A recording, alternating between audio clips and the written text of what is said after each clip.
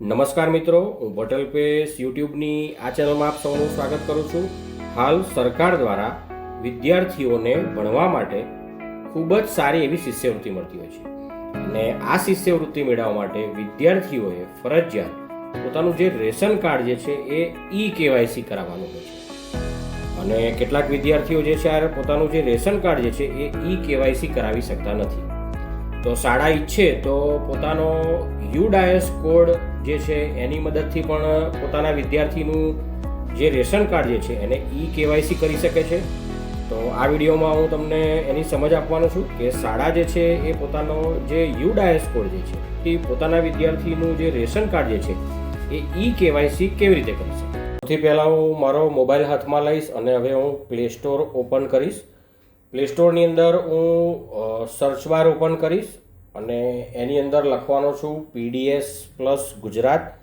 આ એપ્લિકેશન જે છે ગવર્મેન્ટની છે મિત્રો.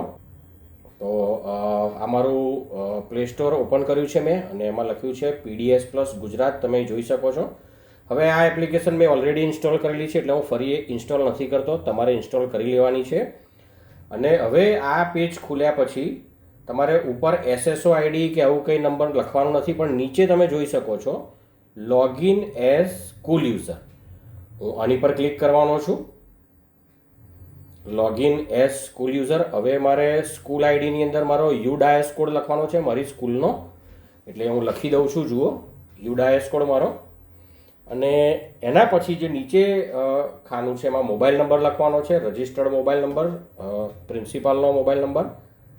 અને આ નંબર લખ્યા પછી હવે હું જનરેટ OTP કરીશ, એટલે એ રજિસ્ટર્ડ મોબાઈલ નંબર પર OTP આવશે.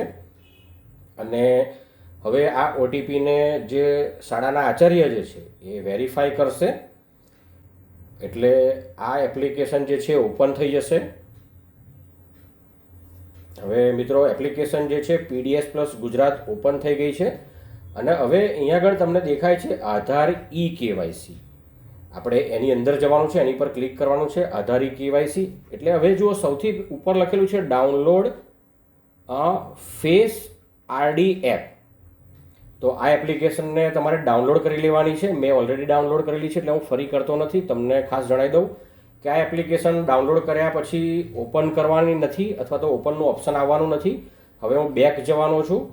જે પેજ પરથી મેં આ એપ્લિકેશન ડાઉનલોડ કરી હતી એ મૂળ પેજ પર જતો રહીશ અને સ્ક્રોલ કરીને હું નીચે આવીશ. અને સ્ક્રોલ કરીને નીચે આવ્યા પછી હું અહીંયા ઉપરની સૂચનાઓ મેં વાંચી છે અને સંમતિ આપીશ, મારી ચેકમાર્ક કરીશ અને હવે આગળ વધીશ. હવે મારે જે વિદ્યાર્થીનું રેશન કાર્ડ કેવાયસી કરવાનું છે, જે વિદ્યાર્થીનું નામ લેવાનું છે એ વિદ્યાર્થીનો રેશન કાર્ડ નંબર અહીં લખવાનો છું. એટલે રેશન કાર્ડ નંબર 15 આંકડાનો છે, આપણે લખી દેવાનો છે આની અંદર. અને આ રેશન કાર્ડનો નંબર લખ્યા પછી અહીંયા લખ્યું છે ગેટ કાર્ડ મેમ્બર, એની પર ક્લિક કરીશું.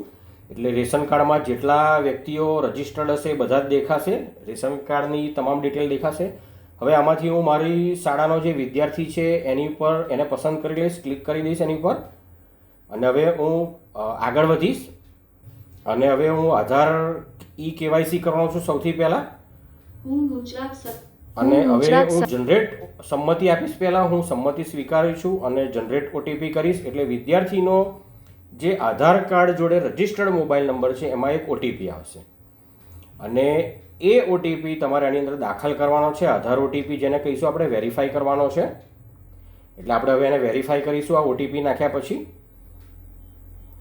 હવે મેમ્બર્સ ફોન વેરિફિકેશન. હવે આ વિદ્યાર્થી એનો મોબાઈલ લઈને આવ્યો હોય અથવા તમે કોઈ પણ એના ઘરનો મોબાઈલ લઈ શકો છો અને અહીં પસંદ કરીશું. ઉંમર એની 18 કરતાં નાની છે એમ અને અહીં મોબાઈલ નંબર નાખી દઈશ. અને ફરી હવે જે નંબર આપ્યો છે એમાં OTP આવશે.